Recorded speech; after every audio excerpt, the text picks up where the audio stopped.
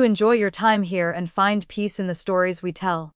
If you liked the story, don't forget to like, comment, and subscribe to support the channel. On the 23rd day of the 12th lunar month, the little new year brought a north wind carrying sharp, cold snowflakes. They felt like frozen blood or handfuls of salt rubbed straight into a raw wound. The great gates of the Lu family estate were shut tight. On the deep red lacquer, a brand new character for fortune was pasted, radiating a blindingly joyful brightness. I stood at the foot of the steps, wearing only a single thin layer that had been washed until the color faded. In my hand, I clutched a flimsy piece of paper. It was a divorce letter. The ink was not yet fully dry, but the words "no children" were written with such force that they pierced through the paper, weighing down like two massive mountains on the 3 years I had spent working like a beast of burden in this deep courtyard. Grace, why are you still loitering at the door? Are you waiting for us to bring you leftovers to eat? The side door creaked open. Old Madame Lu poked her face out, caked with powder that still couldn't hide her wrinkles. In her hand, she held a hand warmer, steam rising from it, as if she and this world of snow and ice belonged to two different realms. I looked up, my eyes calmly meeting the mother-in-law I had served morning and night for the past 3 years. I am not begging for food. I opened my mouth, my voice a bit hoarse from the cold, but every word was clear. I came to take back the old wooden chest my mother left me. Old Madame Lu looked as if she had heard the most ridiculous joke in the world. She turned her head and shouted into the courtyard, "Come out, my son. Listen to what they call a poor person with short-sightedness. She is about to be kicked out, yet she still worries about that tattered chest. What kind of status does our Lu family have now? Would we covet such scrap?" Rustling footsteps came from the courtyard, the sound of high-quality brocade rubbing together. Arthur Lu stepped out. He wore a long robe of sapphire blue silk, a jade pendant at his waist, his whole being radiating high spirits. Just half a month ago, he had used the money from selling my dowry to pave his way and connect with the magistrate, and now he had become a man of consequence in this town. Beside him, a woman in a peach-pink cloak was snuggling up to him. Her eyes were full of affection, and her lower abdomen was slightly protruding. That was the magistrate's daughter, Linda. Arthur looked at me, his eyes holding 3 parts disgust and 7 parts impatience. "Grace, we were husband and wife once, and I did not want to be too heartless. But among the 7 grounds for divorce, failing to produce an heir is the gravest. I am the only son of the Lu family, and I cannot let the family line end. Linda is already pregnant. The doctor has seen her, and it is a boy. This house can no longer contain you." Linda covered her mouth and let out a charming laugh, her voice as soft as water. "Sister, do not blame my husband for being heartless. A woman who cannot bear children is like wild grass in a field, occupying good land without growing crops. That is a sin. My husband is thinking of the Lu family line. If you know what is good for you and leave early, we will still remember you with a shred of kindness." I looked at the perfect couple in front of me and felt only amusement. 3 years ago, Arthur was nothing but a destitute scholar. Even his travel expenses to the capital for the exams were earned by my needle and thread, stitch by stitch.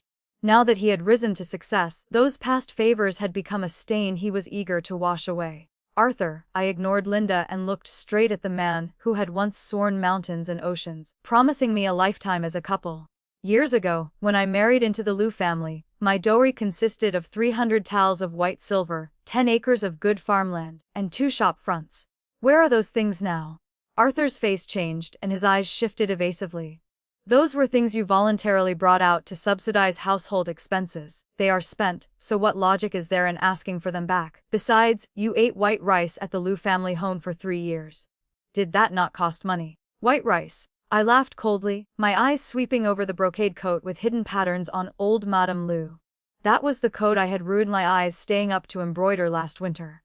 For 3 years, every stitch, every bowl of porridge and rice in the Lu household was not made by my own hands.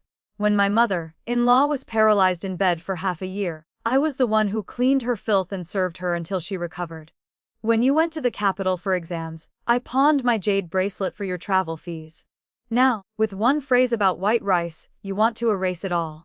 Curious neighbors began to gather around to watch the commotion. Whispers drifted into my ears. "The Lu family is being too heartless. Hush, keep your voice down. Master Lu is now the magistrate's worthy son-in-law, but Grace is truly pitiful. Years ago, the Lu family was dirt poor, relying entirely on her to support them. Old Madame Lu heard the discussion around her and could no longer hold back. She craned her neck and cursed. "Pa, you star of misfortune, a hen that cannot lay eggs, what right do you have to reason? If it weren't for your bad luck blocking our Lu family's fortune, we would have prospered long ago. Now that Linda has entered the door, she is already pregnant with a fat grandson. It proves it was you, the star of misfortune, who caused the trouble. Get out, take that tattered chest and get far away. Do not dirty my door." After speaking, she waved her hand. Two rough old women carried out an old wooden chest with peeling paint and threw it hard down the steps with a loud crash. The chest rolled twice in the snow. The lid popped open a crack, revealing several yellowed books inside. Those were the incomplete volumes on Suzhou embroidery techniques that my mother had left me.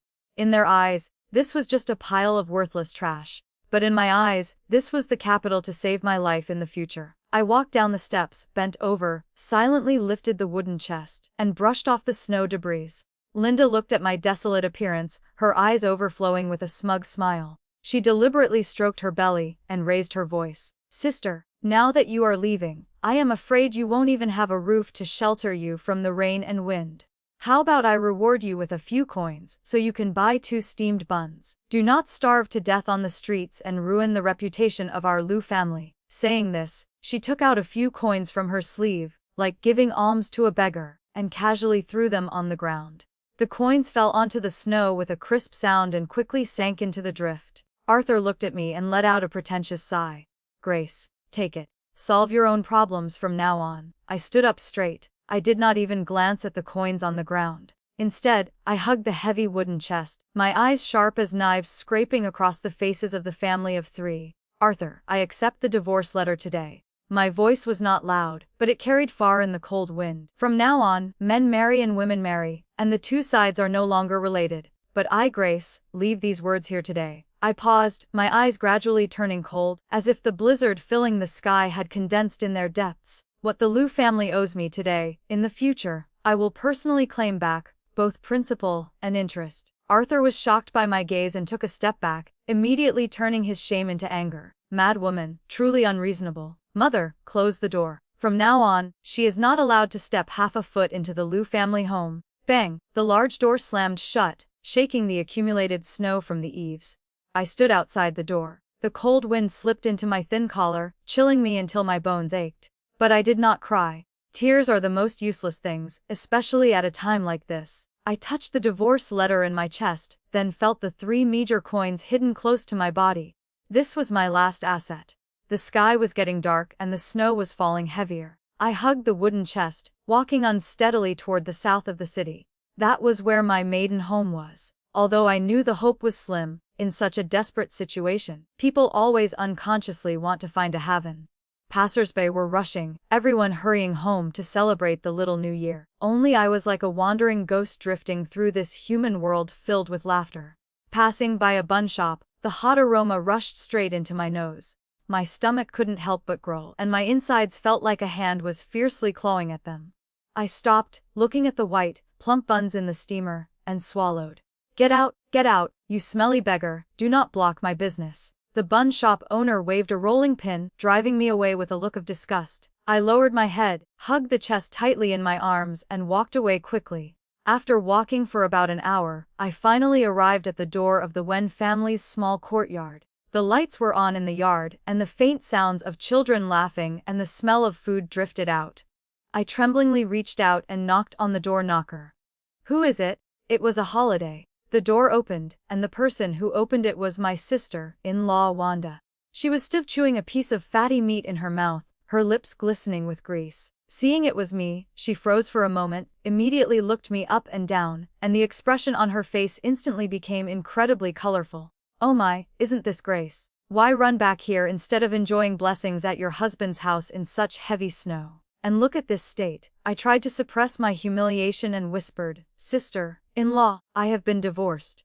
Can you let me stay for a night? It is too cold." "Divorced?" Wanda's voice suddenly shot up 8 octaves, like a hen whose tail had been stepped on. "I knew it. I knew you were useless. 3 years, and you couldn't even lay an egg. It would be strange if the Lu family kept you." Hearing the commotion, my father and mother walked out. Seeing me in this state, my mother's eyes turned red, and her lips moved as if she wanted to say something, but my father pulled her sleeve.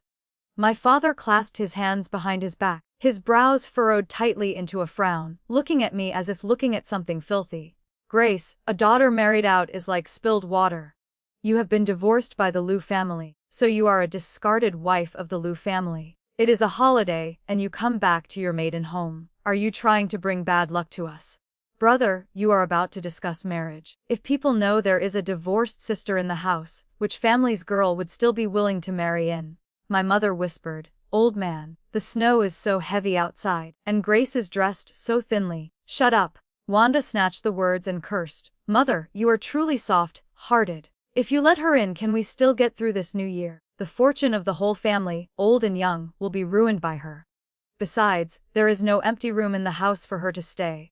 The woodshed is also piled high with firewood. She turned her head, pointing a bitter finger at my nose. Grace, as a human, you must know some shame. When you married into a good place before, we didn't see you carrying mountains of gold and silver back to your maiden home. Now that you are down and out, you remember your maiden home. Go quickly. Do not be an eyesore here. I looked at these so-called relatives. I looked at my father's cold face, at my weak mother who dared not speak, and at my sister-in-law's fierce appearance. The last flame in my heart was completely extinguished. It turned out that there really is no heaven in this world. Apart from oneself, no one can be relied upon. Fine, I nodded, my voice so calm it surprised even me. I will go. Without begging, without crying, I turned and walked into the screen of wind and snow. Behind me, there was a loud bang as the Wen family's main door also closed.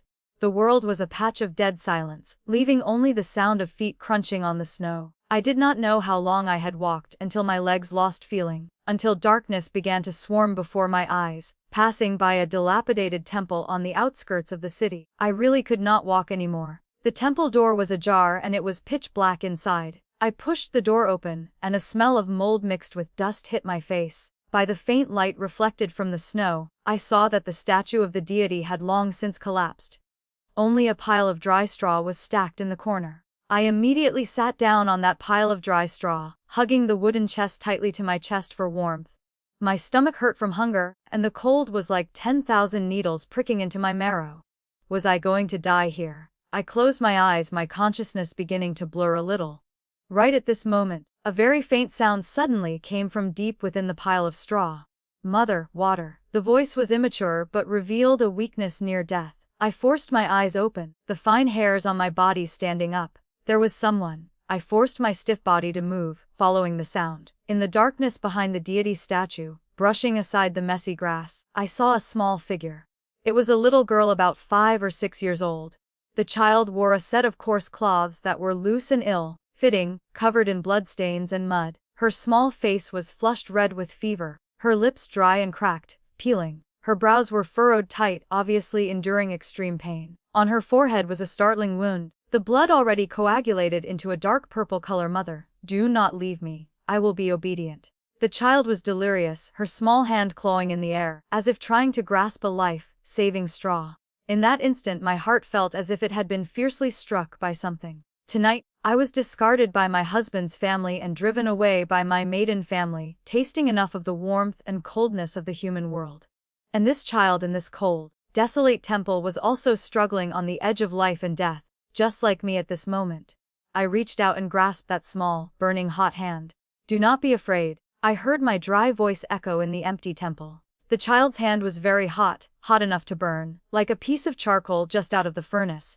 I held her in my arms, trying to wrap the thin single layer of my coat around both of us. Her body trembled incessantly, her teeth chattering. The high fever caused her to fall into a deep coma. Water. Mother, it hurts so much. She sobbed intermittently, a clear tear leaking from the corner of her eye, mixing with the dirt on her face as it slid down. I felt around my body. Except for those 3 coins, I had nothing. These 3 coins were the money to buy buns to keep me alive tomorrow. If I spent them, perhaps I would truly starve to death this winter. I looked at the child in my arms. She was so small. Her long eyelashes drooped, covering her eyelids like 2 small, injured fans. If I did not save her, she would not survive the night. To save or not to save? The voice of cold reason rang in my head. Grace, you cannot even take care of yourself. Adding another mouth to feed is adding a death warrant. In this world, good people do not have good endings. The Liu family, that pack of wolves, are living well, yet you have fallen to this end. Have you not learned enough lessons yet? I gritted my teeth, preparing to let go. But just then, the child seemed to sense my withdrawal. Her small hands suddenly grabbed tight to my lapel. Her strength was so great that her knuckles turned white, like a drowning person catching the last piece of driftwood. Mother, do not go. Annie will be obedient. Annie won't eat candy anymore. Annie. It turned out her name was Annie, a name meant for peace and safety. It was a pity that being born in these chaotic times, even such a small wish was a luxury. I looked down at her, looking at a face that vaguely resembled mine in childhood. That year, I also had a high fever, burrowing into my mother's arms begging her not to abandon me. But later, my mother died of illness, and my father married a stepmother. That house then had no place for me. A tear fell without warning onto the child's hot forehead. I took a deep breath, as if making a crazy decision. Fine then, I gave a bitter laugh, clenching the 3 coins still warm from my body heat in my palm. If heaven truly wants to cut off my path to life, then dying together is fine. But if we can live, mother and daughter will live together. I placed Annie in the thickest part of the straw, took off my outer coat to cover her, and used the wooden chest to block the draft. Wait here. Mother is going to find food for you. I rushed into the screen of wind and snow. It was already late at night, and most shops were closed. I knocked on the door of a small pharmacy that hadn't closed yet. The person who opened the door was an old doctor with white hair and beard. Seeing my disheveled appearance, he jumped in fright. In the middle of the night like this, Miss Doctor, save a life. I opened my hand to reveal the 3 coins. I do not ask for good medicine, only for a dose of herbs to lower a fever, and I beg for a bowl of hot rice water. This money is all for you. The old doctor looked at the 3 coins, then at my face purple from the cold, and sighed. This little money isn't enough to fill a prescription. Fine, fine. A healer is like a loving parent. You look truly pitiful. He turned into the counter, grabbed a handful of the cheapest buplurum and licorice root, then went to the back kitchen to scoop a bowl of hot rice water, even specially adding a spoonful of brown sugar. Take it, it is snowy and slippery, so walk slowly. I thanked him profusely and took it, carefully protecting it in my embrace, afraid to spill even a drop. When I returned to the dilapidated temple, Annie's breathing was so weak it was almost inaudible. I hurriedly chewed the herbs into a pulp and fed them into her mouth bit by bit. The medicine was bitter and astringent, hard to swallow. The child instinctively wanted to spit it out. I pinched her nose, heartlessly forcing it down. Swallow it. You must swallow it to live. I leaned close to her ear, giving a low command. Perhaps the desire to live surged up, for her throat finally moved, swallowing it down. Next was the rice water. The warm liquid flowed down her throat into her stomach, and Annie's tightly furrowed brows relaxed slightly. I held her like that for the entire night, not daring to close my eyes. I used my own body heat to warm her, massaging her limbs. I whispered ceaselessly into her ear, telling stories of my childhood, describing the flower patterns in embroidery books, speaking of peach blossoms in spring and cicadas in summer. Even if she could not hear, I wanted her to know that there was still sound in this world, that there was still someone watching over her. By the time dawn approached, Annie's temperature finally dropped a little. She slowly opened her eyes. They were incredibly clear eyes. Although they carried the weakness of illness, they were startlingly bright. Unlike a 5- or 6-year-old child, they exuded a calmness that seemed to see through the world.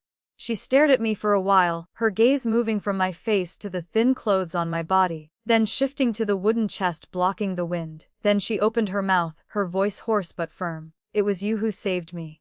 It was not a question. It was a statement. I was stunned for a moment, then nodded. Yes. Your name is Annie. She hesitated for a moment, then nodded. Yes, my name is Annie. Where is your family? Why are you injured so badly? I asked. Annie's eyes instantly became alert, like a small, frightened beast, her body tensing up. She kept her mouth shut and said nothing, staring tightly at the temple door as if a horde of demons could rush in at any moment. I sighed and rubbed her head. If you do not want to talk, then don't. I have no family anymore either. We can consider ourselves in the same boat. Hearing the words no family, Annie's eyes flickered, and her tensed body slowly relaxed. She reached out her scarred hand and gently grasped my finger. Mother, she called out. I froze. I cut me off, her eyes stubborn and serious. You saved me, so you are my mother. In the future, Annie will support mother and earn money for mother. Whoever bullies mother, Annie will bite them to death. My eye sockets grew hot, and my throat felt choked by something. Support me and earn money. How old was this child, yet she spoke such words? The 5-year-old nephew of the Liu family knew nothing but rolling on the floor demanding candy. He couldn't even dress himself properly. I held her hand back, my voice choking up. All right. Then from now on, we are mother and daughter. My stomach let out a loud growl, breaking the warm moment. Annie and I looked at each other. The bowl of rice water from last night was long gone, and now both of us were starving. I touched my empty pocket and smiled bitterly. Annie, mother is out of money. Mother still has Annie. Annie suddenly sat up. Although her movements were still difficult, her eyes shone with unusual brightness. From her inner garment, she struggled to pull out an object. This is worth money. By the dim morning light, I saw the object clearly. It was a jade pendant made entirely of soot white jade, oily, smooth, and free of any impurities. Carved on the pendant was a lifelike unicorn stepping on auspicious clouds, its eyes sharp, every strand of its mane carved with meticulous detail. Even though I knew nothing about jade, I could tell this was absolutely no ordinary object. This is, I gasped, a child wandering in a desolate temple, covered in injuries, carrying a jade pendant of such immense value. Mother, I do not remember who I am anymore. Annie lowered her eyes, her long lashes hiding the emotions in their depths. I only remember someone was chasing me. Many people were holding swords. My wet nurse stuffed this into my hand and told me to run, just keep running. She said this could save my life. She looked up and stuffed the jade pendant into my hand. Mother, sell it. If you sell it, we will have rice to eat. The jade pendant still held her body warmth. I held the jade, feeling my palm burn. This thing was a treasure, but also a hot potato. If an ordinary person had dropped it, it would be fine. But if it involved some powerful figure, looking at Annie's thin, sunken face and hearing her stomach rumble like thunder, I made up my mind. We were living people about to starve to death, who cared about its origin. All right, I stood up and wrapped Annie tightly.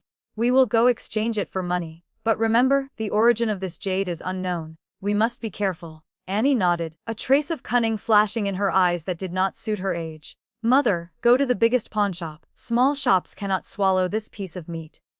I looked at her in surprise. This child's mind was so transparent. We packed our things and walked out of the desolate temple. The snow had stopped, and the sun had emerged. Although the sunlight held no warmth, it shone blindingly white on the snow. I carried Annie on my back and held the wooden chest, walking toward Hengtong Pawnshop, the largest in the city.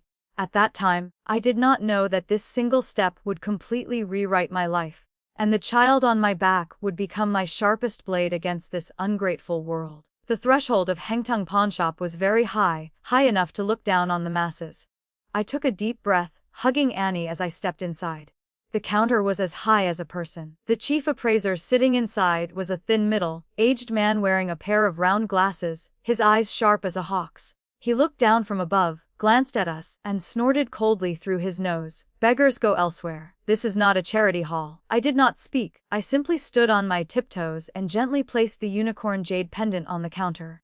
I am selling it outright. I tried to make my voice sound steady and forceful. The appraiser absent-mindedly extended 2 fingers to pinch the jade. But when his fingertips touched the warm, smooth jade, and when his eyes swept over the exquisite unicorn carving, his hand clearly trembled. The contempt from a moment ago vanished instantly, replaced by a complex expression of mixed greed and caution. He quickly looked left and right, seeing no other customers in the shop, before lowering his voice. Where did this come from? Family heirloom. I answered decisively, family heirloom. The appraiser sneered, his eyes assessing the tattered clothes on my body from top to bottom. With your poverty-stricken appearance, could your ancestors have passed down such an object? I think it is more likely stolen. My heart sank heavily, and my palms sweated cold sweat, but I dared not reveal any weakness on my face. I spoke coldly, shopkeeper. You just need to inspect the goods and name a price. Why ask so many questions? If you do not know how to appreciate goods, I will simply go to another house. Saying this, I reached out to take back the jade pendant. The appraiser immediately pressed his hand down on the jade, his eyes darting around. This was indeed a fine piece of jade. Furthermore, looking closely at the carving, it was absolutely not an ordinary object from the folk world. If he could acquire it at a low price and resell it to high officials or send it to the capital, the profit would be tenfold. This woman before him brought a sick child and looked to be at a dead end. She was the easiest to exploit. 50 taels. The appraiser held up a hand. This is the buyout price. I am only offering this because I see you are pitiful. If it were anyone else, I wouldn't even give 10 taels. 50 taels was indeed a huge sum for ordinary people, enough for Annie and me to live stably for a few years. But I knew in my heart that the value of this jade was far more than that. Just as I was about to open my mouth to haggle, Annie suddenly moved in my arms. She had been lying on my shoulder pretending to sleep, but now she slowly raised her head, revealing cool eyes that stared straight at the appraiser. 50 taels. Her immature voice carried a trace of undisguised mockery. Shopkeeper, are you bullying me because I cannot read, or because I am blind? This jade is Xianxia suet white jade with pomegranate seeds, white as congealed fat, smooth as willow catkins. Look at this carving again. The unicorn stepping on auspicious clouds has 81 scales, each distinct. This is the Sue-style technique of the Imperial Household Department. Even the cord holding this pendant is braided from golden silk mixed with peacock feathers.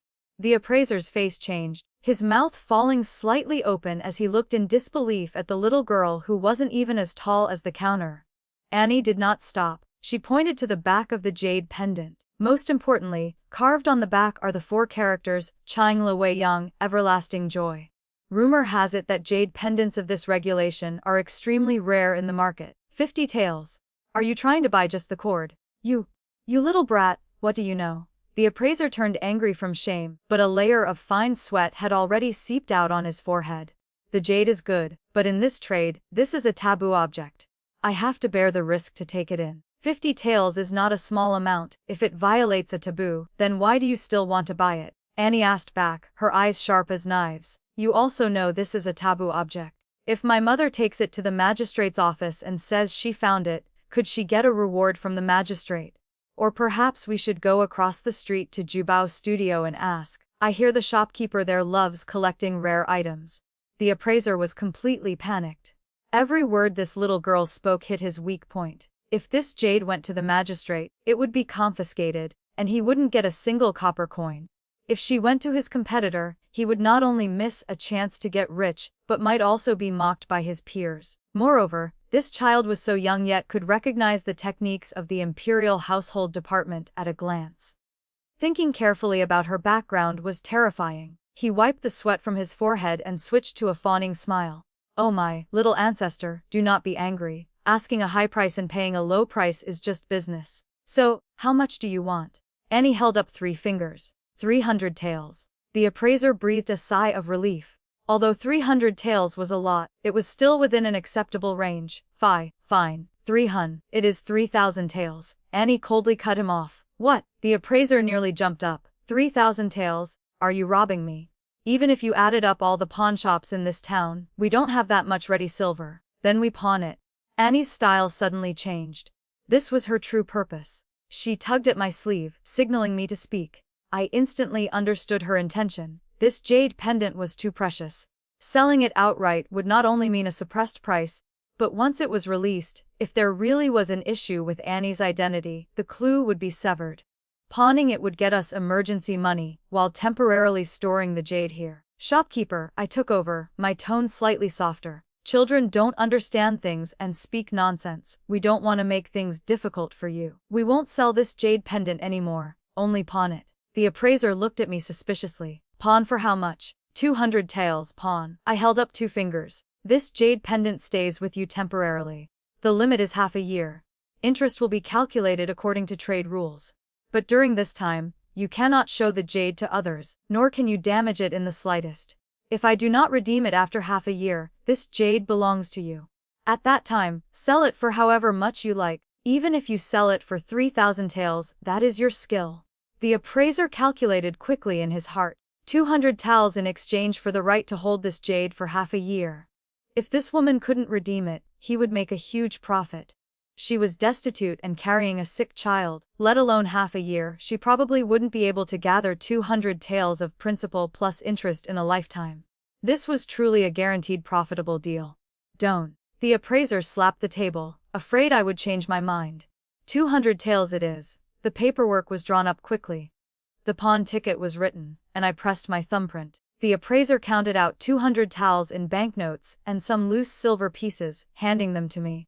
The moment I held the silver, My hands trembled slightly. This was life, saving money, and also money to change our destiny. Wait, just as we were about to leave, Annie spoke up again. She pointed to an old fox fur cloak hanging behind the counter. It was an old item that had been sold outright. The fur was a bit patchy, but in a small place like this, it was considered a good item. It is too cold, and my mother is wearing too little. Consider this cloak a bonus gift for us. After all, hanging it there will only attract moths. Having just secured a huge bargain, the appraiser was in a good mood. Although it pained him a little, he waved his hand. Take it, take it. I am truly afraid of you, you little demon. I took the cloak down. The thick feel of the fur made my eyes hot. I squatted down and wrapped Annie tightly in the cloak, revealing only her small face. Mother, I am not cold. You wear it. Annie pushed it back. Listen to me. I tightened the strings. Your body has not recovered yet. You cannot catch a chill again. Walking out of the pawnshop, the sunlight outside seemed a bit warmer. With 200 taels of silver in my chest, a child wrapped in a fox fur cloak on my back, and carrying the wooden chest filled with the future in my hand. I turned back to glance at the gilded signboard of Hengtong Pawnshop, then looked toward the Liu family mansion in the distance, the corners of my mouth raising in an extremely cold smile. Arthur, you said I was wild grass occupying land without growing crops. Then open your eyes wide and watch carefully. Watch how this wild grass grows into a towering tree in these chaotic times, completely overshadowing your Liu family's ridiculous wealth with its shade. Mother, where are we going? Annie asked, lying on my back, her voice sleepy. First, we will rent a house and find a good doctor to treat your injuries, I said softly. Then, we will do business. What business? Song's silk house. I stroked the rough wood grain of the chest. There was no pattern in this world that I, Grace, could not embroider. The snowstorm had just stopped, but I knew the real storm was just beginning. And right at the center of that storm, I would personally hold the thunder. Winter passed and spring came. The ice and snow under the eaves finally turned to water, dripping onto the blue stone pavement. This rented small courtyard was dilapidated, and the paper on the windows was a bit yellowed, but it had the advantage of being quiet.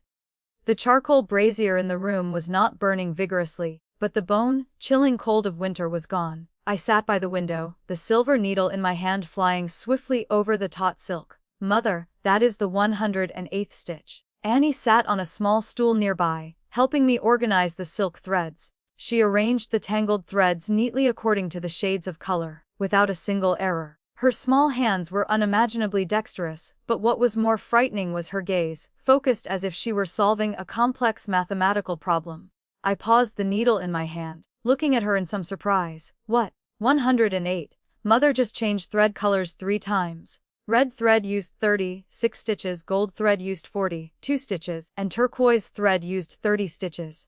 Annie looked up, her large, clear eyes sparkling with a shrewdness that did not fit her age. Mother, for this cat-teasing butterfly piece, the cost of silk alone was 2 taels of silver. If we cannot sell it for more than 10 taels, our half-month of hard work will be in vain. I couldn't help but laugh. I put down the embroidery frame and reached out to gently pinch the tip of her nose. You little money grubber, your abacus clicks even sharper than mine. Do not worry, Mother has a plan for this embroidery piece. But Mother Annie tilted her head and pointed at the embroidery frame. The embroidery shops in this town pay at most 2 taels of silver for handkerchiefs. Liu's fabric store currently monopolizes half the city. They sell those things called suzhou embroidery. Although the stitches are rough, they win on being cheap. Our goods are good, but if no one knows the goods. Annie. I cut her off, my eyes becoming deep. Remember one thing Mother says about doing business. If you only focus on comparing who is less rotten than a pile of liquid mud, you will never be able to lift your head. If we want to compare, we must compare with the clouds in the sky. I picked up the needle again, took a deep breath, and moved my fingertips slightly. Look carefully. This stitch is called the hidden sink. The needle pierces the silk surface, but on the back, it instantly hides, leaving no trace whatsoever. For the past 3 months, I have not only been nursing Annie's injuries, but also nurturing this embroidery piece. I had long memorized the incomplete volume of embroidery techniques my mother left me. But before, in the Liu family, I spent all day managing household affairs and serving my mother-in-law, so I had no energy to study it. Now that I have been divorced and kicked out, it has conversely given me countless hours to ignore worldly affairs. 7 days later, the embroidery work was completed. I deliberately changed into a clean, plain, colored cotton dress. Although the fabric was ordinary, it was washed until it was bright white, exuding a sense of neatness. Annie also put on the small padded jacket I had altered for her, her hair combed into 2 neat buns, looking extremely spirited. Let's go. We are going to Song's Silk House. Song's Silk House. Annie trailed behind me, her short legs walking briskly. Mother, that is the biggest brand in the city. I heard their background is very deep, and even the magistrate has to give them some face. Will they value our nameless objects? Before, perhaps they would not have valued them. I touched the embroidery piece wrapped tightly in my chest. But after today, who knows?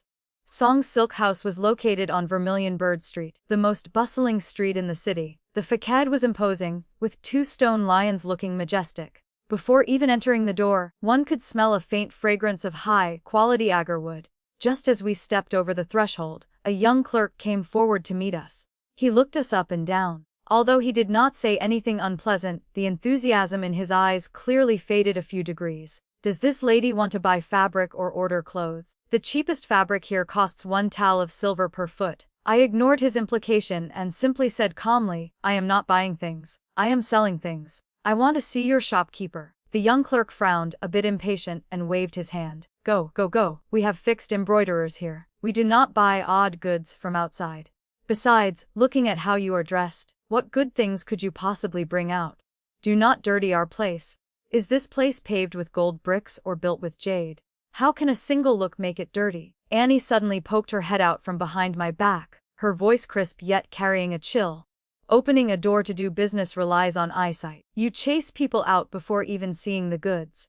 Is this the rule of Song's Silk House? The young clerk was choked for words. Just as he was about to flare up, an old but resonant voice suddenly came from behind the counter. Paul, why are you speaking to a customer like that? An old man wearing a blue robe walked out. His hair was gray, but his spirit was hale and hearty, and he was rotating 2 walnuts in his hand. This was the shopkeeper of Song's Silk House, known as Simon Song, or Iron Abacus Song. Shopkeeper Song walked up to us, his gaze pausing on Annie for a moment, seemingly a bit puzzled, before looking toward me. Lady, my apprentice is ignorant. Please forgive him. However, our Song's Silk House indeed does not accept ordinary items.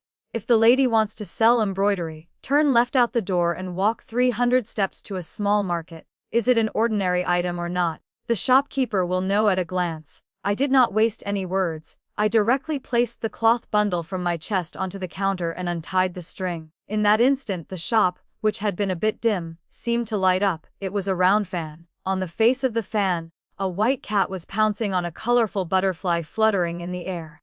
Every single hair on the cat was distinct, as if it would tremble with the slightest breeze. The cat's eyes were embroidered with a special type of silk, no matter from which angle you looked. It seemed to be staring at the viewer, vivid enough to be frightening. Shopkeeper Song's eyes instantly widened, and he even forgot to rotate the walnuts in his hand. This is random stitch embroidery. No, this gloss. Shopkeeper, please turn it over and look. I gently reminded him. Shopkeeper Song carefully picked up the round fan and flipped it over. Hiss. The surroundings immediately erupted with the sound of sharp intakes of breath. The young clerk who had been looking down on people just a moment ago now had his mouth open wide enough to fit a chicken egg. The back of the fan face was surprisingly not a white cat, but a yellow tabby cat fast asleep. On the same piece of fabric, in the same position, the front was a white pouncing on a butterfly, dynamic as a running rabbit, while the back was a tabby cat sleeping soundly, still as a virtuous woman. The 2 cats had different expressions but were both lifelike. Even when held up to the light, not a single messy thread end could be seen. Double-sided different color embroidery. Shopkeeper Song's hands were trembling. This is a supreme skill found only in the palace, lost for so many years. How do you know it? He abruptly raised his head, staring at me with burning eyes. Did you embroider this? Truly genuine goods. My expression was calm. I did not show half a bit of pride because of his shock. Shopkeeper Song, does Song's Silk House buy this fan? Buy. Of course we buy. Shopkeeper Song was so excited that even his beard trembled. Lady, name your price. Before I could open my mouth, Annie had already beaten me to it. She climbed onto the small stool next to her, stretched out a hand, and spread her 5 fingers wide. 50 taels. What? Shopkeeper Song was stunned for a moment. Is that too expensive? Annie raised her eyebrows. Shopkeeper, this is double-sided different color embroidery. In this whole town, except for my mother, no one knows how to do it. Lu's fabric store sells what they call top-quality suzhou embroidery, but those are just stiff paintings of flowers and birds.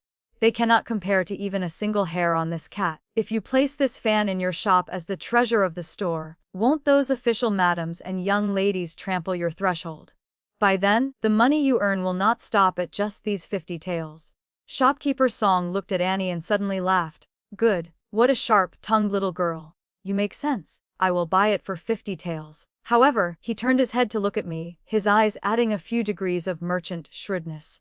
But I have a condition. From now on, the ladies' embroidery works can only be sold to our Song's silk house. I do not hope to see goods of this quality over at the Lu family's side. Hearing the words Lu family, the corners of my mouth curled into a cold smile. Shopkeeper, rest assured. I looked straight into his eyes and said word by word, the Lu family will not be able to touch a single thread of mine in this lifetime. I not only want to sell to Song's silk house, but I also want the business of this entire city to live by watching the face of Song's silk house. Shopkeeper Song was stunned, seemingly not expecting me, a woman, to have such a great killing aura. But he quickly laughed heartily. Good, I like this character of yours, lady. Paul, go to the accounting room and get a 50-tael banknote, and also take 2 rolls of top-quality cloud brocade to give to this lady as a meeting gift. When I walked out of Song's silk house, clutching the banknote still warm in my hand, I took a deep breath of the early spring air. This air was truly sweet. Mother. Annie held my hand and lifted her small head. Just now, that shopkeeper kept looking at me. His eyes were very strange. My heart tightened, remembering Shopkeeper Song's hesitation just now, and also Annie's unicorn jade pendant. This Song's silk house had a mysterious background. Could it be? Do not be afraid. I held her hand tightly. No matter who he is, as long as we have value we will be safe. Now that we have money, let's go eat a good meal first. I want to eat braised pork. Alright, we will eat braised pork, the biggest portion. With 50 taels of silver from Song's silk house, life for Annie and me could be considered more abundant. I was not in a hurry to move house but instead bought some fine rice, flour, meat and eggs first to nourish Annie's body, which was thin as a kitten. That day at noon, the sunlight was very good. I led Annie to the market to buy some silk and conveniently cut 2 caddies of pork. In the market, voices were noisy, and hawking sounds rang out one after another. Annie wore the small lotus, root-colored dress I had just made for her, with 2 red ribbons tied on her head. She held a stick of candied hawthorns in her hand, eating until her mouth was sticky with red sugar, looking exactly like a lucky doll in a New Year painting. Mother, look at that. Annie pointed to the meat stall ahead. That piece of pork belly is so beautiful. Let's buy it to make braised pork. I smiled and nodded. Alright, I will listen to you. Just as we were about to walk over, we suddenly heard a piercing stream of cursing coming from ahead. Oh my, what kind of tattered meat is this? It is all fat. Stall owner, are you specialized in scamming people? Do you know who I am? I am the old madam of the Lu Manor. I would recognize this voice even if it turned to ash. My steps paused and I looked up. I saw old Madame Lu wearing a crimson brocade coat, standing with arms akimbo in front of the meat stall, saliva flying as she criticized the butcher. And beside her, Linda, carrying her pregnant belly, was waving a round fan, covering her nose with a handkerchief and looking disgusted. Mother, let it be.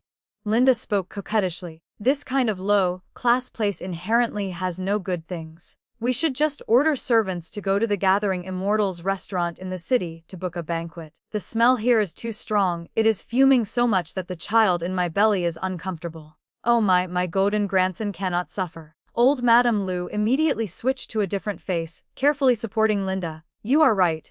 With our current status, how can we eat this kind of pig food? Let's go. Before she could finish her words, her gaze suddenly swept over me standing not far away. Annie and I locked eyes with them. Old Madame Lu was stunned. She probably never dreamed that the daughter-in-law she had treated like trash and swept out of the house a month ago, assuming she would starve to death on the streets, was at this moment rosy-faced and neatly dressed. I even looked a few degrees more spirited than when I was in the Lu family. Especially Annie, holding candied hawthorns in her hand. Although the fabric on her body was not silk or satin, it was top-quality cotton. One look and you knew she was not a child from a poor family. Grace, you are Grace? Old Madame Lu's eyes widened as if she had seen a ghost. You are actually not dead yet. The surrounding crowd instantly fell silent, countless pairs of eyes simultaneously looking in this direction. I was very calm, walking forward with a natural expression as if I hadn't heard her words at all, and said to the butcher, "Boss, give me 2 caddies of pork belly. Take the best part." The butcher, who had been holding back a bellyful of fire from old Madame Lu's scolding, saw me come to relieve the siege and immediately responded loudly, "All right, lady, wait a moment, you stop right there for me." Old Madame Lu felt ignored, and a rush of anger shot straight to her brain. She fiercely charged over, blocking my way, pointing at my nose and cursing. "Grace, where did you get the money? When you were kicked out, you clearly didn't have a copper coin on you. It's only been a few days, yet you are wearing new clothes and can afford meat. Speak. Was it that when you were in the Lu family, you stole our money and hid it?" Linda also walked over, looking me up and down, and spoke in a strange tone. "Oh, my sister is being unkind doing this. Although being divorced causes resentment, you still cannot steal money from your husband's family. My husband was checking the account books a few days ago and said the family was missing a sum of silver. It turns out it is all here with my sister." One singing and the other harmonizing. In an instant, they dumped the shit pot of theft onto my head. The onlookers began to whisper. I said so. How could a discarded wife have such great ability? Test task. You can know a person's face but not their heart. Turns out her hands and feet aren't clean. Annie was so angry her small face turned red. She threw down the candied hawthorns and was about to rush forward. "You old witch, you are talking nonsense. This is my mother's money." I reached out to stop Annie, shielding her behind my back. Then I raised my head, my eyes calm as a pool of stagnant water, without a single ripple, looking at old Madame Lu. "Are you done talking?" Old Madame Lu was frightened by my gaze, but relying on the crowd, she still craned her neck. "Why are you feeling guilty? If you do not admit it, we will go see the official and let the magistrate beat you." "See the official?" I gave a very slight but extremely cold smile. I took a step forward, pressing in on old Madame Lu. She instinctively took a step back. "Mother-in-law," I used the old form of address, but my voice held only mockery. "You want to go see the official? Fine. It just so happens I also have some words I want to say to the magistrate." Say what?" I leaned down slightly, getting close to her ear, and used a volume only the few of us could hear to slowly speak. "Arthur has given quite a few gifts to curry favor with the magistrate over the past half-year, hasn't he? Where did that money come from? I remember the Lu family has 2 account books. One is for outsiders to see. The other is hidden behind the antique shelf in the study, under that loose blue brick." Old Madame Lu's pupils instantly contracted to the size of pinholes, and her face turned pale with a swoosh. "In that book," I continued to whisper, every word like a knock on her bones, "it records how Arthur reported import prices 30% higher to evade taxes. It also records every expense he used to bribe thugs to cause trouble in order to swallow Widowla's shop in the east of the city.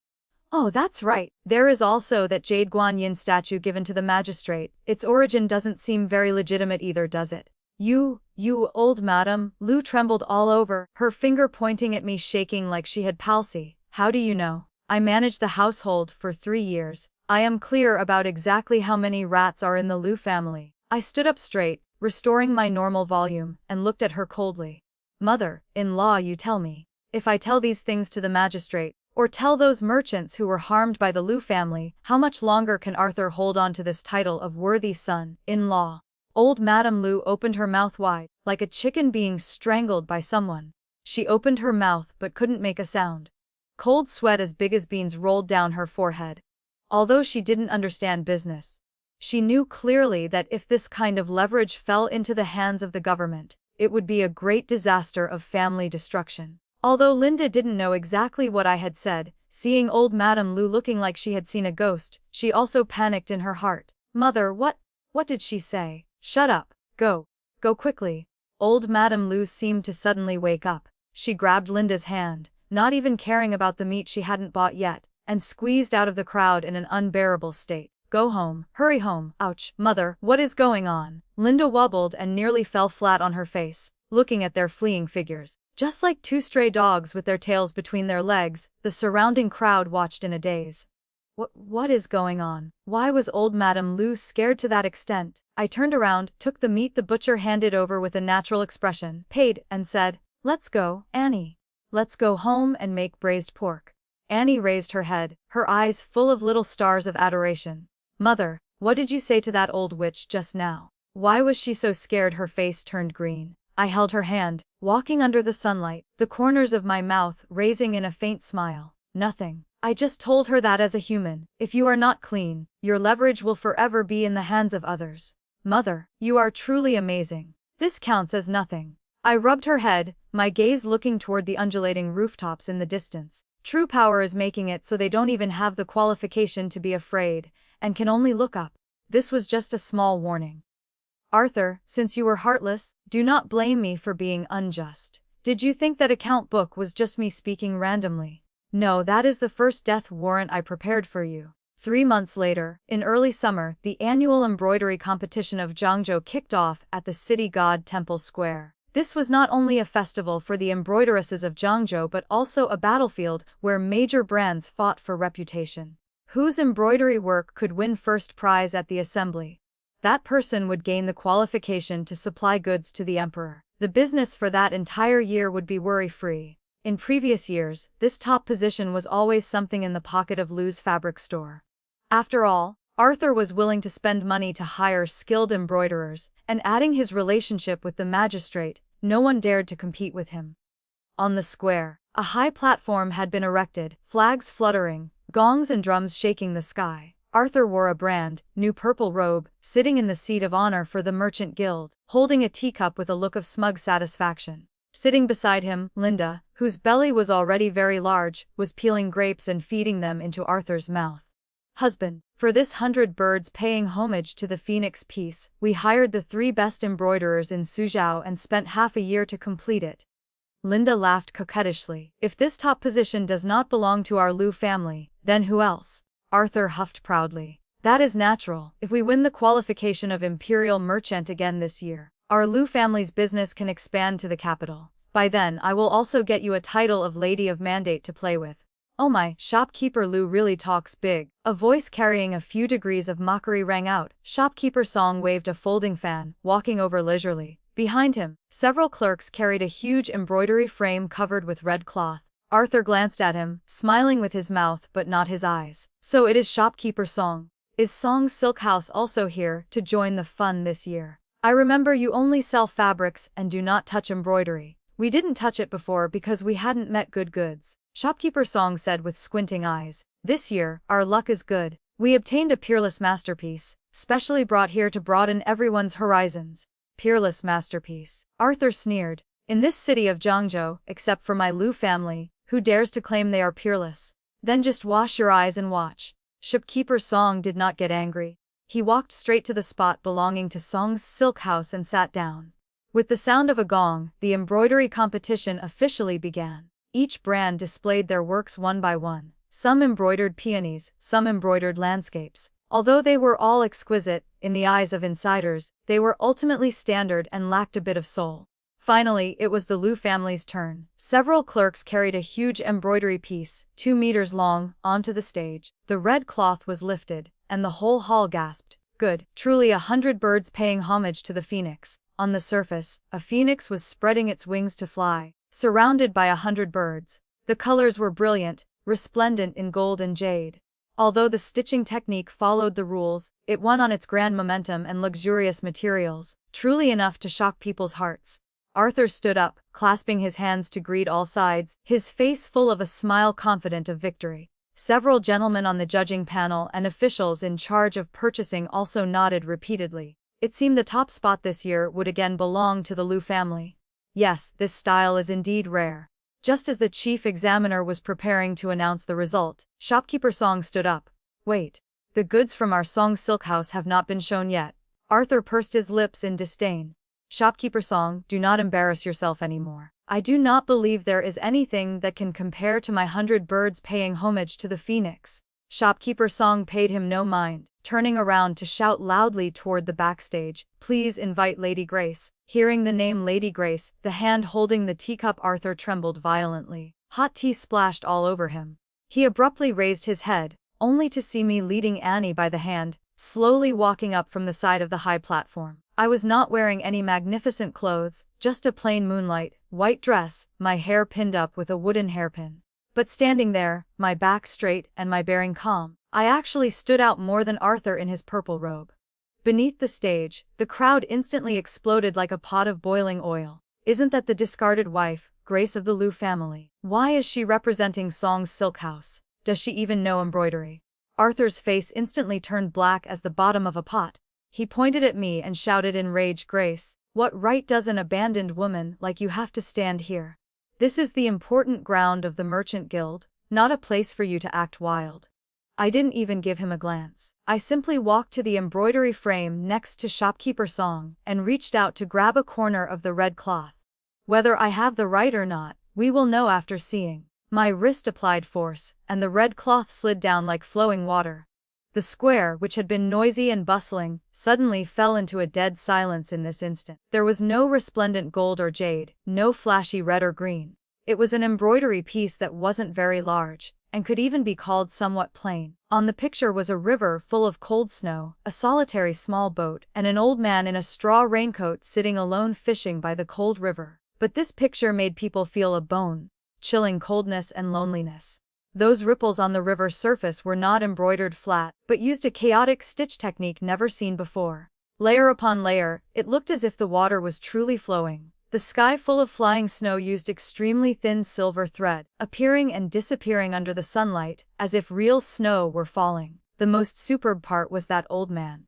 Although it was just a view of his back, that independent, solitary character pierced through every stitch, striking straight at people's hearts. This is the chief examiner, an old Hanlon scholar who had retired from the capital, stood up tremblingly and walked quickly to the embroidery frame, his face almost pressed against the surface. This is random stitch embroidery, and furthermore, it is the method of combining void and reality that has been lost for a long time. The old scholar was so excited that tears fell from his aged eyes. That I, in my remaining years, can still see such a divine miracle. This artistic conception, this needle technique truly surpasses the work of heavenly beings. Impossible. Arthur roared and rushed onto the stage. He stared wide-eyed at the embroidery, his eyes looking like they were about to pop out. Suddenly, as if he had grasped some leverage, he pointed at me and shouted, I remember this picture. This fishing alone on the cold river is a famous painting from the previous dynasty that I keep in my study. Grace, you thieving slut, you stole my painting and dared to bring it here as an embroidery pattern. Officers, she is a thief. This embroidery piece cannot count. Arrest her, arrest her. There was an uproar below the stage. Theft, this was a grave crime. Facing Arthur's accusation and the suspicious gazes of those around me, I stood still, my expression unchanging. I looked at Arthur's face, twisted with jealousy and anger, and sighed softly. Arthur, you say I stole your painting. I took a step forward, my cool voice spreading throughout the venue. Then I want to ask you, in that painting of yours, does the fishing rod in the old man's hand have a hook or not?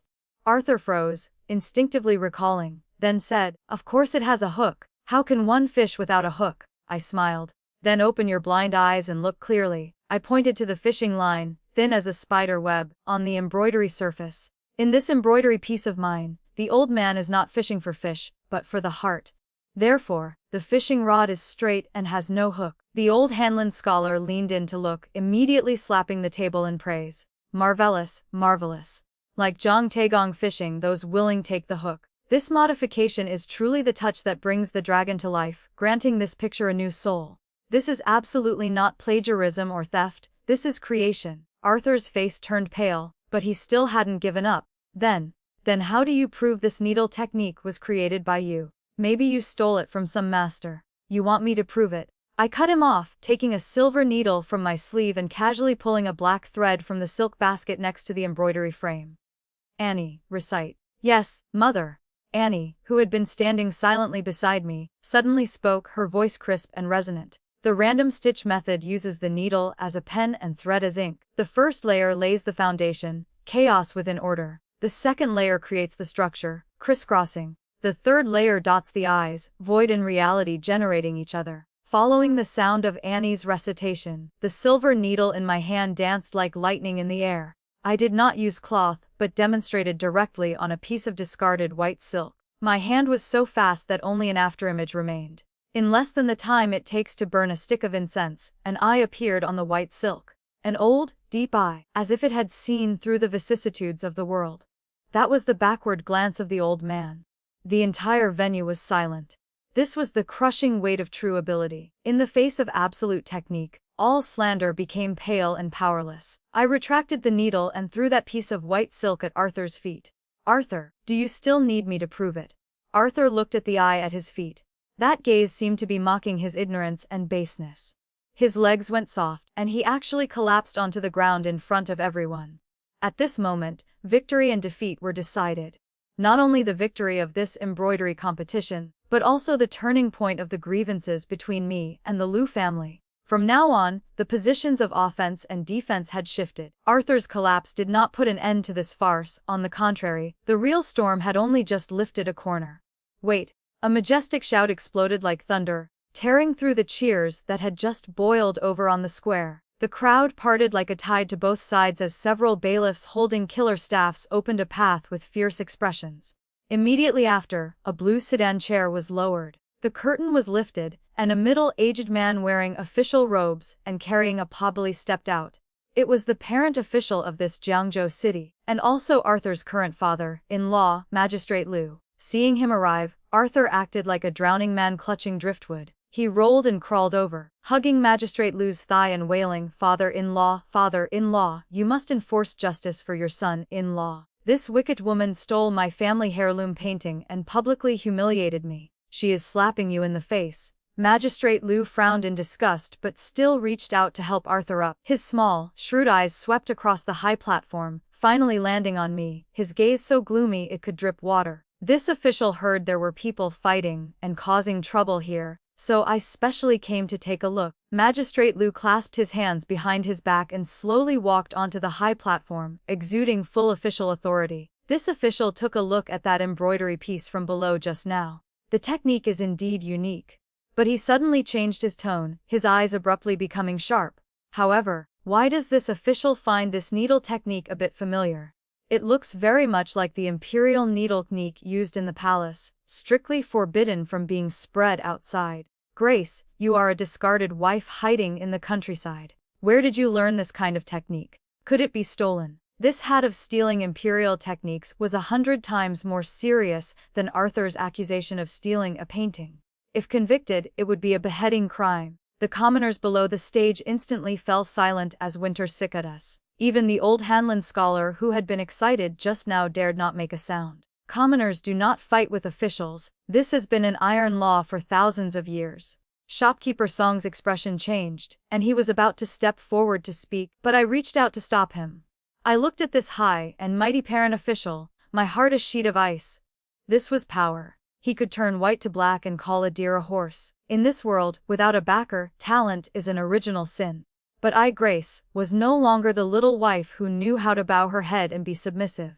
Lord Magistrate, I curtsied slightly, my posture neither humble nor arrogant. You say this is a forbidden technique. Do you have any evidence? This official's words are evidence. Magistrate Liu sneered. Men, arrest this wicked woman, and take her back to the Yamen for strict interrogation.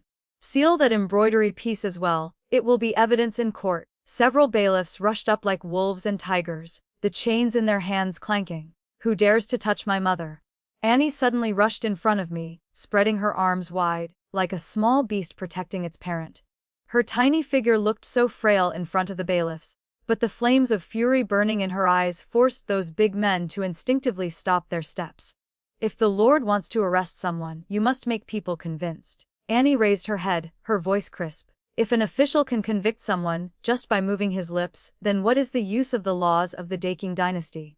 Insolent. Where did this bastard come from, daring to roar in court? Magistrate Liu turned purple with rage. Arrest this little beast for me as well. Wait. I pulled Annie behind me and took a step forward, looking straight into Magistrate Liu's eyes.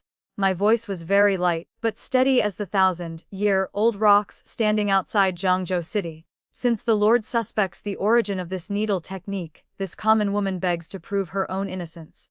I turned and walked to the embroidery frame, picked up the scissors, and with a snip, I cut the fishing alone on the cold river piece that had just stunned the audience right down the middle. Ah! A cry of regret rose from below the stage, and Shopkeeper Song stomped his feet in heartache. I held half of the ruined embroidery and held it up to Magistrate Liu. Lord, please look. The reason this random stitch embroidery looks like flowing water is not because of any palace secret technique, but because I lined the base fabric with an extremely thin layer of fish bladder glue. When the needle and thread pass through the glue layer, they carry their own tension. Under the refraction of light, it naturally becomes dynamic. I tore a corner of the embroidery fabric, revealing the transparent glue layer inside. This type of fish bladder glue is a cheap item fishermen by the river used to patch nets. The noble people in the palace would absolutely not use something so fishy. If the Lord has seen true imperial embroidery, you would know the difference is like heaven and earth. Magistrate Lu was stunned. He didn't understand embroidery at all. He had just casually made up a charge. Now that I had exposed the principle in front of everyone, and using cheap materials at that, his accusation just now became extremely ridiculous. His face turned red as a pig's liver. As for the theft mentioned by Master Lu, I turned my head to look at Arthur, my eyes like torches. The original of this painting is River Snow, by the painting Saint Wu Daozi of the previous dynasty. The authentic work was destroyed in the fires of war 50 years ago. What circulates in the world today are all imitations. Master Lu indeed has one hanging in his study, but that is a clumsy fake bought for 500 copper coins from a street stall. Even the seal is carved backwards. If Master Lu does not believe it, you can send someone to fetch it for comparison now. Arthur opened his mouth but couldn't say a word, because he knew clearly in his heart that he had bought that fake painting just to show off his elegance and decorate his facade. It seems to be a misunderstanding. I dusted off the thread ends on my hand and looked at Magistrate Lu. Lord, this common woman using this homemade local method shouldn't be violating any taboos, right? Magistrate Lu was riding a tiger and couldn't get off. The gaze of the surrounding commoners had changed, filled with suspicion and contempt. If he continued to forcibly arrest people, it would likely incite a civil uprising. He gritted his teeth, glared fiercely at Arthur, and flicked his sleeves, saying, "Since it is investigated clearly, let it be. This official still has public duties. Return to the Yemen." "Lord, please stop." Annie, who had been silent till now, suddenly spoke. She pointed at the official boots on Magistrate Lu's feet, tilted her head, and asked with an innocent face, "Lord, the cloud pattern embroidered on your boots seems to have 4 claws. But I remember the laws of the Daking dynasty stipulate that the official uniform of a 7th-rank magistrate can only use 3 claw patterns. 4 claws, that is an overstepping pattern that only a 4th-rank prefect can use, isn't it?" This statement, once uttered, was like a bomb exploding, scaring Magistrate Lu out of his wits. Offending superiors in this strictly hierarchical officialdom was a crime even more serious than embezzlement. If handled poorly, he would lose his official post, or even his head. He instinctively shrank his feet back, his face turning pale, cold sweat instantly pouring from his forehead. These boots were secretly made by him to flatter his superiors. He never expected that in his rush to leave today, he put on the wrong ones. And he certainly never expected to be seen through by a little girl of just a few years old. "You, what nonsense are you talking about?" His voice had changed tune, he was tough on the outside but weak on the inside as he yelled. "Is it nonsense or not? Lord, if you take them off and look, won't you know?" Annie blinked. "Or perhaps we should invite that Hanlon scholar from just now to take a look." Magistrate Lu dared not stay any longer. He was afraid someone would actually strip off his boots to look. He didn't even sit in his sedan chair, shielding his face. He fled in a sorry state under the escort of his bailiffs. His speed was twice as fast as when he arrived. Arthur was dumbfounded. His biggest backer in Xianxia City was scared away by a few sentences. He looked at me, then at Annie, and finally, a trace of fear appeared in his eyes. "That's right, Arthur.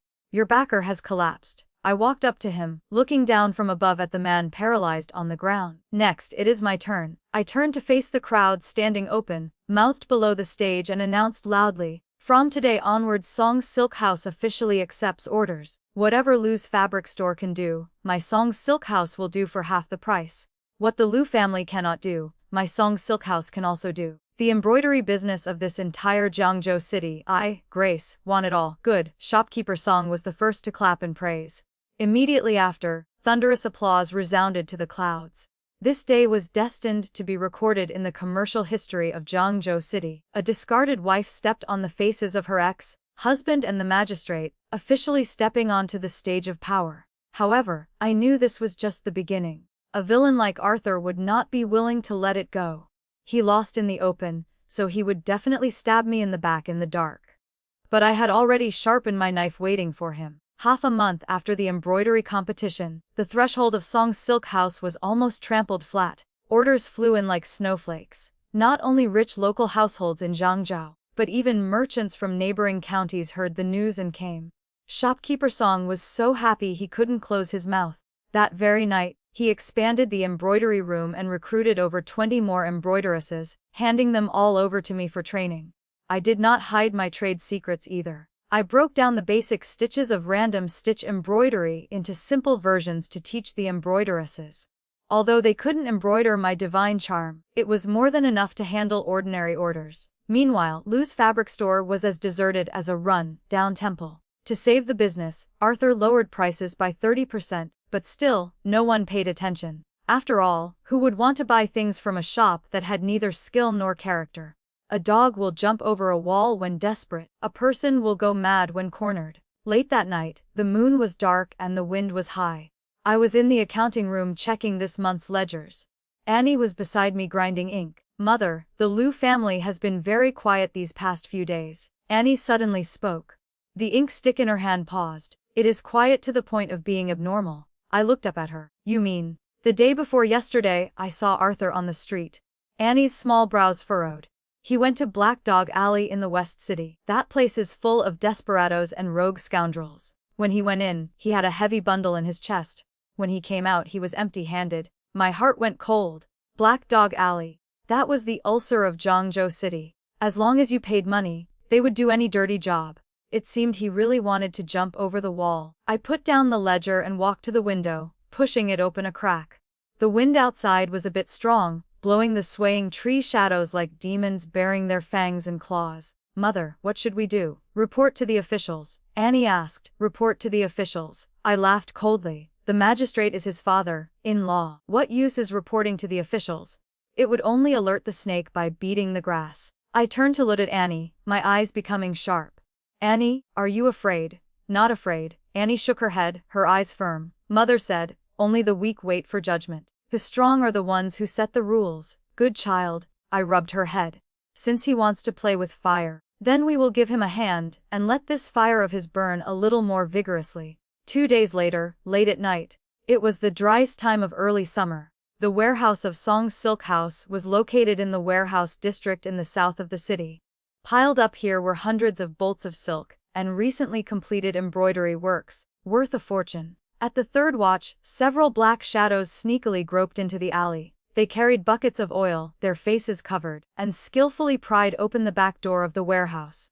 The leader was that chief hooligan from Black Dog Alley, Gavin. He lowered his voice and said, "Master Lu said, just burn this warehouse down. After the job is done, each person gets 50 taels of silver. Move your hands and feet quickly." Those men quickly splashed oil onto the wooden crates piled high like mountains, then lit the fire. Whoosh! The flames flared up instantly. Borrowing the wind, in the blink of an eye, they swallowed the entire warehouse. Looking at the flames rising to the sky, Gavin laughed smugly. They turned to run, only to find the alley entrance, which had been empty, was now filled with people. Leading them were shopkeeper Song and I. Behind us were dozens of clerks from Song's silk house holding sticks, along with neighbors from the surrounding area alarmed by the firelight. "Heroes, you want to leave right after setting a fire. Why not stay and warm up a bit?" I stood before the firelight, the crimson glow reflecting on my face, making me look like an Ashura bathed in fire. Gavin turned pale with fright. Why are you here?" "Because we were waiting for you." Annie poked her head out from behind me, holding a copper gong in her hand. Bong! She struck it hard. "Catch the thieves. The house is on fire." Gavin realized he had fallen into a trap and pulled out a dagger from his waist. "Brothers, fight them to the death. Charge out." However, before they could rush forward, a series of strange crackling sounds suddenly came from the burning warehouse. Immediately after, a nauseating burnt smell filled the air. This smell isn't right." One thug covered his nose. "Why does it smell like burning rotten straw?" I smiled. "Of course it is rotten straw. You didn't think I would leave silk worth thousands of taels in this dilapidated, unguarded warehouse waiting for you to burn it, did you?" From the night Annie told me Arthur went to Black Dog Alley, I had people move all the real goods to the underground cellar in the North City. Piled in this warehouse is nothing but rotten straw soaked in water and discarded fabric scraps. What you burned is just the grass I used to feed horses, I continued calmly. However, the crime of arson and assault is real. At this moment, the surrounding neighbors also gathered around, everyone full of indignation. These animals, with such strong wind, if the fire spreads to the whole district, our houses will all suffer disaster. Beat them to death. Take them to the officials. Gavin and his gang saw situation was bad and wanted to break out, but they were knocked to the ground by the well-trained clerks of Song's Silk House. In just a few moves, they were tied up like rice dumplings. Speak, who ordered you? Shopkeeper Song stepped on Gavin's face. Gavin wanted to be stubborn, but Annie walked over and gently said a sentence. How much money did Arthur give you? 50 taels. But according to the laws of the Daking dynasty, the crime of arson is punished by exile for 3,000 miles. Do you think Arthur will offend the commoners of the entire city for scapegoats like you? It would be better to confess the mastermind behind the scenes. Perhaps it will count as earning merit to atone for crimes and reduce the sentence by a few years. Gavin was also a smart person. Hearing this, his psychological defense collapsed immediately. It was Arthur. It was the eldest master of the Liu family. He gave us the deposit and told us we must burn down Song's Silk House's goods tonight. The crowd erupted. Arthur, that shopkeeper who abandoned his wife. I didn't expect him to be so vicious. Is this kind of person worthy of doing business? Truly devoid of conscience. I looked at the thugs pressed against the ground and turned to say to Shopkeeper Song, Shopkeeper, I will trouble you to lead people to escort these witnesses to the Yemen. Remember, beat drums and gongs all the way there. Let everyone in the city know who set the fire tonight. What about you, lady? Shopkeeper Song asked. I looked toward the direction of Lu's fabric store in the distance, where a faint red glow was also reflecting. The corners of my mouth curled into a cold smile. I have to go Master Lu a return gift. Just now during the chaotic fight, I deliberately had people leave a gap to let the smallest thug escape. That thug was currently pissing his pants in fear, running back to report to Arthur. But the information I gave him was false. I let him think the fire had already started and Song's Silk House was finished. At this moment, Arthur was hiding in his own warehouse, guarding his last batch of stock. Those were bolts of cotton fabric that had become unsellable due to the warming spring weather. He was waiting for good news. Suddenly, that small thug who escaped rushed in. Master Lu, it's bad. The fire is too big. The wind changed direction. The fire is spreading here through the alley. Arthur turned pale with fright. What? How could it spread here? This place is 3 streets away from the South City. It isn't the fire over there, it is. Someone took advantage of the chaos to bring the fire here. The small thug spoke incoherently. Actually, these were all lines Annie taught him. Arthur panicked and pushed the door open to look. He saw thick smoke actually rising from his own backyard. That was the pile of damp firewood Annie had ordered people to light. Quick, quick, move the goods, Arthur screamed shrilly. This is my last asset. He commanded the servants like a madman to move things out. However, the more chaotic it was, the easier it was to make mistakes. In the panic, no one knew who knocked over a candlestick. The fire truly caught onto those dry bolts of cotton fabric. This time, the fire god has really visited. No. Arthur watched as his warehouse was instantly swallowed by a sea of fire, letting out a miserable scream that tore his lungs. I stood on a loft not far away, watching this scene. The night wind blew my skirt. Annie stood beside me, her small face illuminated red by the firelight. Mother, what is this called? This is called playing with fire and getting burned. That night, the Liu family's assets turned to ash along with that great fire. A fire at the Liu family burned away Arthur's last hope. He not only lost all his assets but was also summoned by the Yemen for attempted arson. Although he burned his own warehouse, Gavin had confessed that Arthur ordered the burning of Song's Silk House. Although relying on Magistrate Lu's cover, he barely avoided prison. He had to pay a huge sum of silver to Song's Silk House as compensation for mental damages.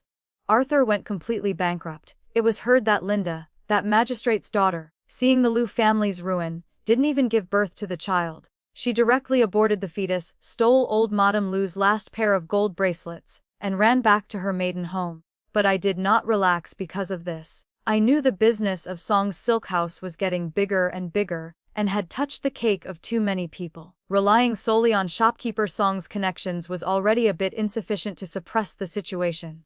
We needed a stronger backer. Today, Song's silk house welcomed a special guest. That person wore an ordinary blue cloth long gown, looking like a teaching scholar, but his walk was vigorous and powerful. The distance of each step was almost identical. That was a habit only soldiers had. As soon as he entered the door, he didn't look at fabrics or embroidery. He only stared straight at Annie, who was sitting behind the counter calculating accounts. Looking at this child, the man opened his mouth, his voice deep and hoarse. "How old are you this year?" "I am arranging the shelves." Hearing this, I immediately became alert and walked quickly to block in front of Annie, obscuring the man's line of sight. "Guest, if you are buying things, please look at the goods. If not, please make yourself at home. Why ask about someone else's child?" The man looked up, revealing a resolute face. On his left brow bone was a faint scar. At this moment, in those eyes that were originally cold and sharp, an uncontrollable excitement surged. "I came to find someone." The man took out a drawing from his chest and unfolded it in front of me. "Have you ever seen this jade pendant?" Drawn on the paper was Annie's unicorn jade pendant. My heart skipped a beat, and my hand instinctively touched the scissors hidden at my waist. Who is this person? Is he an enemy who chased Annie years ago or— "Never seen it," I denied without changing my expression. "Guest, I am afraid you found the wrong place." The man looked deeply into my eyes, then suddenly knelt on one knee, performing a standard military salute toward Annie. "Lieutenant Jacob Zhao pays respects to the commandery princess." This sudden scene dumbfounded the clerks and customers in the shop. Commandery princess. I turned my head in shock to look at Annie. I knew this child had an extraordinary background, but I didn't expect her status to be this illustrious. Annie, however, behaved unusually calmly. She walked out from behind the counter, looked at Jacob kneeling on the ground, tilted her head to think for a moment, and said, "Jacob, I remember you." Annie's voice was not loud, but it carried a natural dignity. "You are the lieutenant by father's side. That night, it was you who risked death to block those men in black so my wet nurse could run away with me." Jacob abruptly raised his head, his tiger eyes filled with tears. "It is this subordinate. Princess, you have suffered. The general has been searching for you for 3 whole years. He has almost turned the entire northern frontier upside down." It turned out Annie was the only daughter of current Zhongguo general, Thomas Chun. 3 years ago, Thomas was resisting the enemy at the northern frontier. A coup occurred in the capital, and someone took the opportunity to bathe the general's manor in blood. Annie was carried out by loyal servants risking death, wandering all the way to Zhangzhou, finally falling in that desolate temple. After confirming her identity, Jacob was incredibly excited, wishing he could take Annie away immediately. "Wait," I stopped Jacob. "If you are the general's man, then you must know Zhangzhou is not peaceful right now either. If Annie's identity is exposed, will those who chased her years ago let her go?" Jacob was stunned. Then immediately sobered up. "Lady is right. This subordinate was rash. Then what does the lady suggest? Temporarily do not announce it." I analyzed calmly. "Is the general still at the northern frontier?" "The general has just won a great victory and is returning to court. He is on the way back and will arrive in Zhangzhou before long," Jacob said. "Then let's wait for the general to arrive before discussing." I looked at Jacob. "Before that, just act as an ordinary merchant. Since you are here, why not discuss business?" "Business?" Jacob couldn't keep up with my thoughts. "The business of Song's silk house." I pointed to the embroidery works in the shop. "I want to become the imperial merchant. Not just the imperial merchant of Zhangzhou. I want to be the biggest imperial merchant in the Daking dynasty. If the general's manor owes me a favor, then contributing a share is not too excessive, is it?" Jacob looked at me, a trace of surprise flashing in his eyes, which immediately turned into admiration. Faced with such overwhelming wealth and power, this woman does not tremble with fear, nor does she rely on gratitude to demand repayment. Instead, she immediately thinks of how to use this resource to strengthen herself. This is true great wisdom. Done. Jacob stood up and laughed heartily. "The general's manor accepts this business. From today onwards, Song's silk house is a property protected by the general's manor. I'd like to see, on this land a Zhangzhou, who still dares to touch a finger of Lady Grace." With those words from Jacob, I knew the overall situation was settled. In the days that followed, Jacob used the alias shopkeeper Zhao and the identity of a wealthy merchant from the capital to publicly inject capital into Song's silk house. He brought not only silver but also opened up sales channels in the capital. More importantly, the clerks under his command were all retired veterans with extraordinary martial arts skills. Lu's fabric sui was completely crushed. To pay his debts, Arthur sold his ancestral home and moved with old Madame Lu, who had suffered a stroke, to the shanty town. Every day, he carried sacks at the docks, enduring the contempt and ridicule of others. Meanwhile, I stood before the window of the embroidery workshop on the second floor, watching the bustling crowd downstairs. Annie sat beside me, holding the unicorn jade pendant we had just retrieved. Jacob has sent a message. Mother, father is coming soon, Annie said softly. I gave a hum of acknowledgement. Mother, are you afraid? Afraid of what? Afraid father will take me away, or afraid father won't like you? I laughed, turning back to gently pinch her cheek. Silly child, I am not an appendage of anyone, and I do not need to please anyone. Whether your father is a great general, an ordinary man, to me, he is just Annie's father. I looked toward the official road leading north in the distance, my gaze clear and firm. Grace, do not rely on heaven or earth in this life, and I certainly do not rely on men. I rely on the needle in my hand and the abacus in my heart. However, I paused, the corners of my mouth curling into a smile full of hidden meaning. Since a good knife has delivered itself to my door, it would be a waste not to use it. The final debt Arthur owes me should also be settled now. In the distance, the faint, dull sound of horse hooves rolled across the horizon like thunder. The unicorn appears, the general returns. But the protagonist of this Xianxia city is still me, Grace. Arthur had gone mad. Ever since the Great Fire burned his assets and he sold his ancestral home to pay debts, he had completely fallen from the clouds into the mud. Linda had also stolen the few remaining gold and silver jewelry pieces and fled. Old Madame Lu could not withstand the blow. She had a stroke and was paralyzed, lying in a damp rented house cursing all day. Once a person has no limits, they can do anything. The day the news spread throughout Xianxia that Song's silk house was about to hang its sign and become the imperial merchant, Arthur blocked my carriage. He wore a long robe covered in patches, his hair messy as a chicken coop, his eye sockets sunken deeply. He had none of the appearance of the wealthy Master Lu of years past. In his hand, he held a sharp pig-killing knife, his eyes muddy yet vicious. Grace, get down here, he screamed, causing passersby to look over. It was you who caused my family's ruin. It was you, you vicious woman, who plotted to burn my warehouse. I will sue you at the Yamen. I will let everyone in Xianxia City know your true face. Jacob, who was sitting on the carriage shaft driving, snorted coldly upon seeing this, the horsewhip in his hand ready to strike. Wait, I lifted the curtain, calmly looking at this hysterical man. Arthur, you ordered the burning of the warehouse yourself. In the Yemen's files it is written clearly in black and white. As for your family's ruin, I stepped down from the carriage, pressing closer step by step. The hand holding his knife was actually trembling, and he instinctively took 2 steps back. Is it because of your insatiable greed, abandoning your wife and child, that you are being punished by heaven? And now you want to dump all your debts onto my head? You are the one responsible. Arthur waved the knife, strong on the outside but weak on the inside. You discarded wife. Years ago, if my Lu family hadn't taken you in, you would have starved to death long ago. Now that you are rich, you must share half with me. I am your ex-husband. A day as husband and wife means 100 days of grace. You cannot watch me die without saving me. Save you. I felt like I heard a joke. Based on what? Based on the fact that I know the secret of that bastard child. Arthur suddenly lowered his voice, a sinister light flashing in his eyes.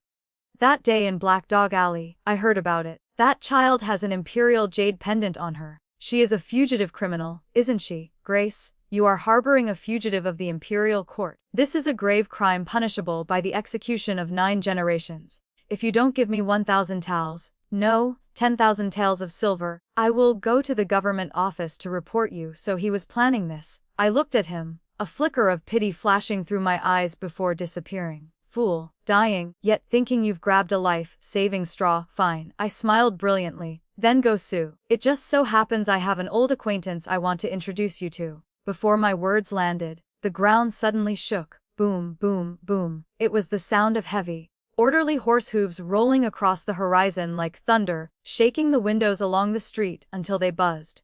The crowd suddenly fell into commotion. Someone cried out in alarm. Look quickly. It is the army. It is the banner of the Northern Frontier Army. At the end of the long street, black flags blocked out the sky. A troop of cavalry clad in heavy black iron armor flooded into Xianxia City like a torrent of steel. Horse hooves trampled on the blue stone pavement, striking up strings of sparks. The leader rode a divine black horse, wearing a dark red battle robe. His face was cold as if carved by a knife, his whole body radiating a killing aura as if he had just walked out of a mountain of corpses and a sea of blood.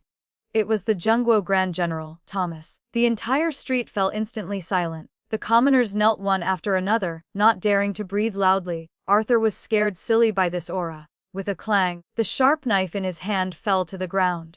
His legs trembled, wanting to run, but he found they had gone soft and he couldn't move at all. Thomas looked straight ahead, spurring his horse directly to the entrance of Song's silk house. He reined in the horse and turned to dismount. In that instant, the clashing sound of iron armor made the hearts of everyone present skip a beat. Jacob had already gone forward to welcome him, kneeling on one knee. "Welcome, Grand General." Thomas nodded slightly. His gaze passed over everyone, landing accurately on Annie, who was standing beside me.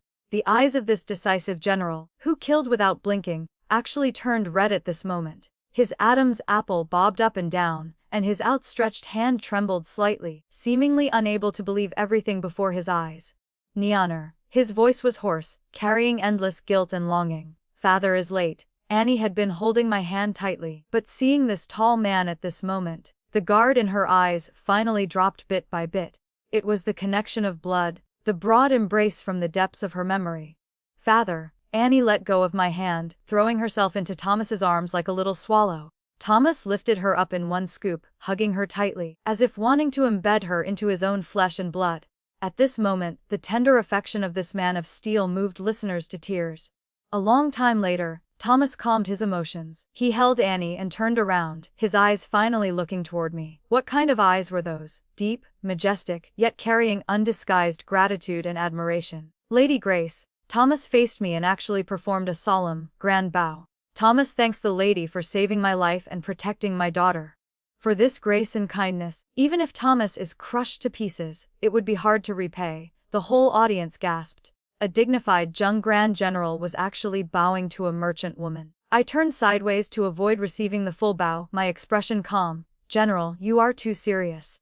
Annie calls me mother, protecting her is my duty." Thomas looked at me, the admiration in his eyes growing deeper. He stood up straight, his gaze sweeping toward Arthur, who was paralyzed on the ground. His eyes instantly became bone, chillingly cold. "Just now, who said they wanted to report my daughter as an imperial criminal?" Arthur was now scared out of his wits. He lay prostrate on the ground, kowtowing frantically like pounding garlic. "General, spare my life. General, spare my life." This commoner was blind. This commoner was blinded by greed. "I didn't know she was the commandery princess. I didn't know." Thomas laughed coldly, drawing the sword at his waist, the tip pointing straight at Arthur's brow. "Then what were you holding just now? What did you want to do to my benefactor?" Arthur wet his pants, a large patch soaking through, and a smell of urine spread out. He looked at me for help. "Grace, Grace, save me. We were husband and wife once, after all. Hurry and beg for me." I looked down at him from above. There was no hatred in my eyes, only indifference. "Arthur, the fate between you and me is exhausted. What does your life or death have to do with me?" The long sword in Thomas's hand swung, slicing off Arthur's top-knot bun. The sword's energy cut a line of blood on his face. "The death penalty can be waived, but the living sin is hard to forgive. Men, drag this person down, beat him with 50 heavy military strokes, throw him out of Zhangzhou City, and he is never allowed to step half a foot back in." "Yes, sir." 2 personal guards rushed up like wolves and tigers, dragging the screaming Arthur away like a dead dog. As for the paralyzed old Madame Lu, it was heard that after her son was exiled, she couldn't catch her breath, and died that very night. The Lu family was completely finished. The end of the Lu family became a topic of gossip over tea and wine in Zhangzhou City. Meanwhile, Song's silk house, relying on the signboard of the general's manor, leaped to become the top brand in the Daking dynasty. But I did not follow Thomas to the capital. Although Thomas hinted many times, and even stated clearly that he wanted to welcome me into his manor. Annie also pulled at my sleeve, crying and begging me to go with her. "Mother, do you not want Annie anymore?" At the 10-mile pavilion outside the city, by the willow trees, I squatted down and adjusted Annie's collar, which had been messed up by the wind. My eyes were hot, but the corners of my mouth still held a smile. "Silly girl, how could mother not want you? It is just that mother is used to the water and soil of Zhangzhou, and used to the business of Song's silk house. The capital is good, but that is your father's battlefield, not mine. I am Grace. I used half my life to crawl out of the mud of the domestic courtyard and stand up straight. I will absolutely not lock myself into another courtyard that is deeper and more magnificent for anyone, even if that person is the Jungwo Grand General. Thomas stood aside looking at me, his eyes complex. After a long while, he sighed and removed a token from his waist, handing it to me. Grace, you are the most special woman Thomas has ever met in this life. He did not force me. He only made a solemn promise. Keep this token. Seeing the token is like seeing me. As long as I am alive for one day, no one in this Daking dynasty will dare to bully you. I accepted the token, not refusing. Many thanks, General. The carriage moved far away. Annie lay on the window, crying like rain. I stood by the roadside waving until the convoy disappeared at the end of the dusty road. 3 years later, branches of Song's silk house had opened north and south of the river. Today, as I was reviewing the account books sent from the capital, I found a gilded invitation card clipped inside. It was Annie's handwriting. Mother, open this. Your daughter is following the emperor on a tour of the south this time. We will arrive in Zhangzhou before long. I miss the braised pork mother makes. Miss you, miss you. The signature was Commandery Princess Chaoyang Qin Nian. Looking at the handwriting, which was still immature but revealed strength of character, I couldn't help but laugh out loud. Outside the window, the spring light was beautiful. The peonies in the garden were vying to bloom, flowers opening for wealth and honor, a view full of splendor. I folded the account book and ordered the maidservant, go get the jar of aged daughter's wine from the cellar.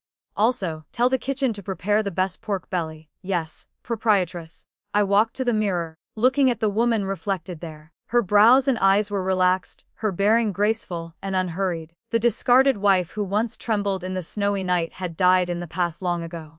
Now, the person living is the richest person in Zhangzhou, the imperial merchant Grace, the freest flower in this flourishing age. Grace's journey teaches us that rock bottom is not a grave, but a solid foundation upon which to build an empire. When the world discarded her, she did not seek a savior, she became one. By refusing to trade her hard-earned dignity for the comfort of a golden cage, even one offered by a general, she proved that true power lies in self-reliance. Her life reminds us that no matter how cold the winter, spring belongs to those who nurture their own growth.